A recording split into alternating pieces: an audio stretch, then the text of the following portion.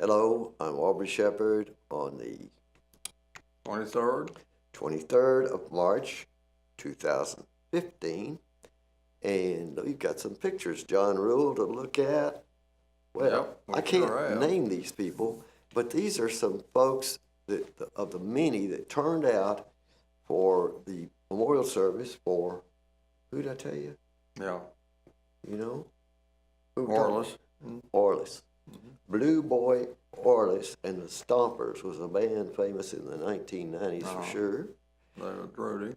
And there's David Druding and another friend of Orlis and another friend of Orlis. And of course, I never can remember all the names. If I went to things and gave out, made people sign name tags and then got close, that guy on the left, that's Eric Johnson. And he was a great longtime friend of Orlis. And Orlis used to own record shops. Right.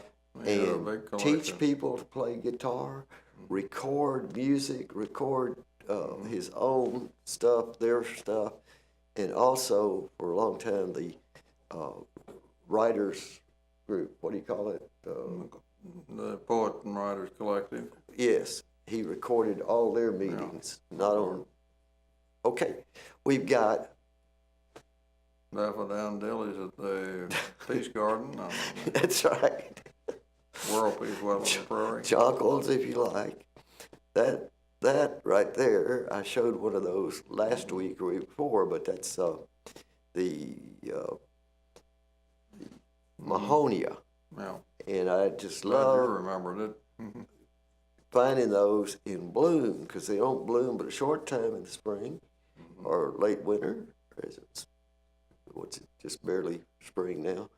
And they are beautiful, and they do provide nectar source for bees and butterflies that show up earliest part of the year and have other values.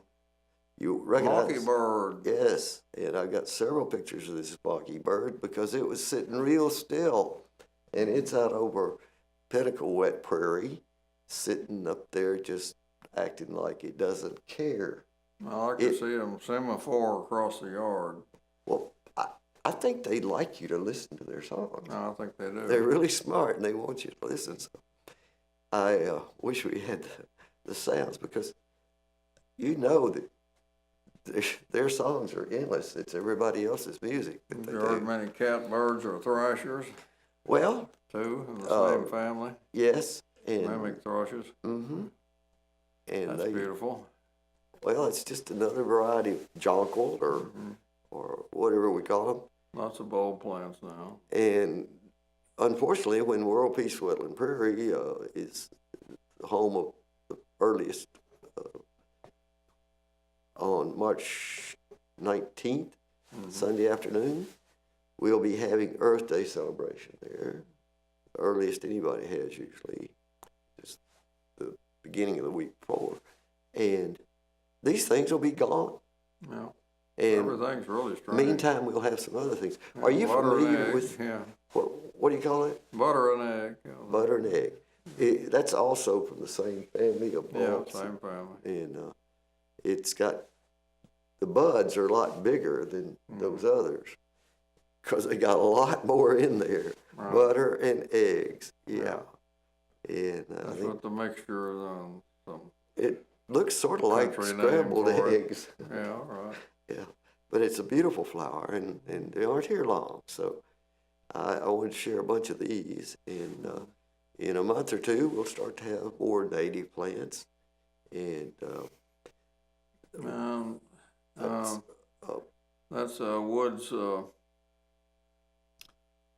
woods hyacinth. Yes. Yeah. But it's growing out there in the open sun. Right, they naturalize themselves. We've got some at our place.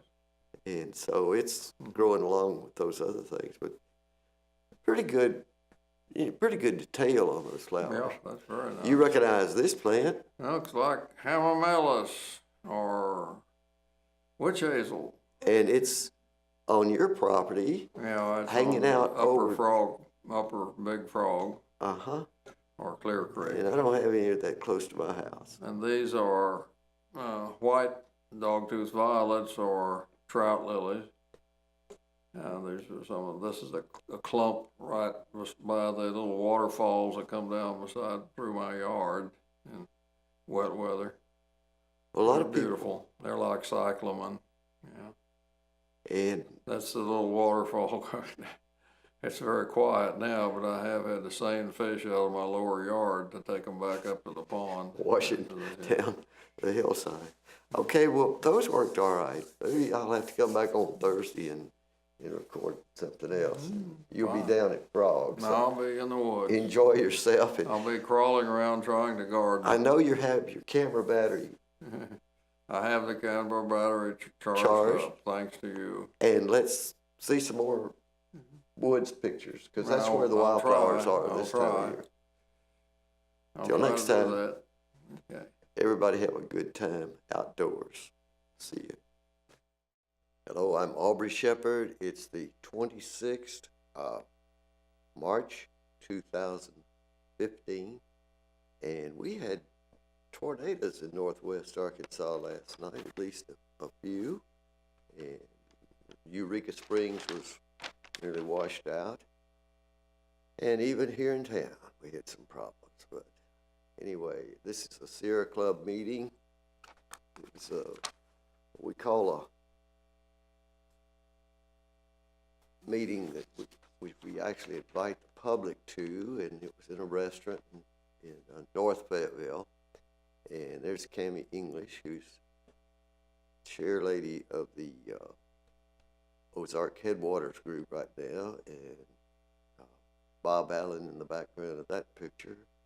Here's, well, just a couple of Leffler family men talking there, and see John Rule down into the table. This was a nice meeting, and we did get some new people to come in for it. And my pictures are just unworthy of reproducing, I suppose, but it was a nice meeting, and we had some nice people, and we got a lot of information from the legislative actions that had been occurring and what was predicted, so that people could develop opinions about those legislative things, and they really have been amazing lately, the things that the Arkansas legislature's come up with this time. And that's Mahonia plant. I've shown those about 3 times in a row, it looks like, because they are beautiful, and they're very short blooming period in the spring. That's the Fayetteville National Cemetery.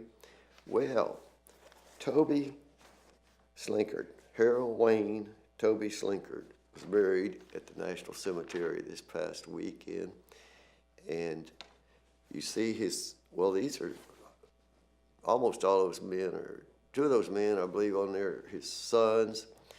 They brought his casket in that wagon, and that's one of the wagons, I think, that may have been used 20-something years ago when the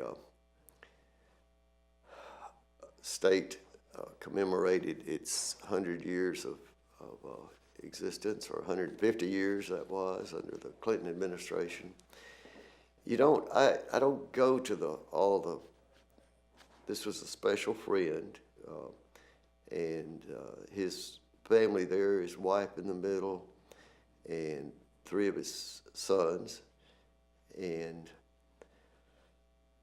really a wonderful local family. And these are some of the younger generation. Everybody was wearing a cowboy hat, or all the men were just about in the family, because Mr. Slinkard had been such a great, protector of the land, and a lover of horses and cattle to a lesser extent, and kept wonderful agricultural things going in our area. That casket was actually was built by one of his sons. See the cowboy motif, and there have been some unique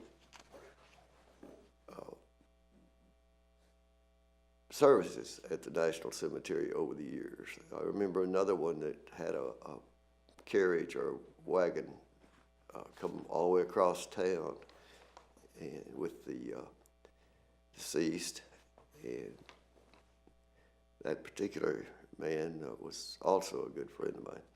But this is the kind of ceremony that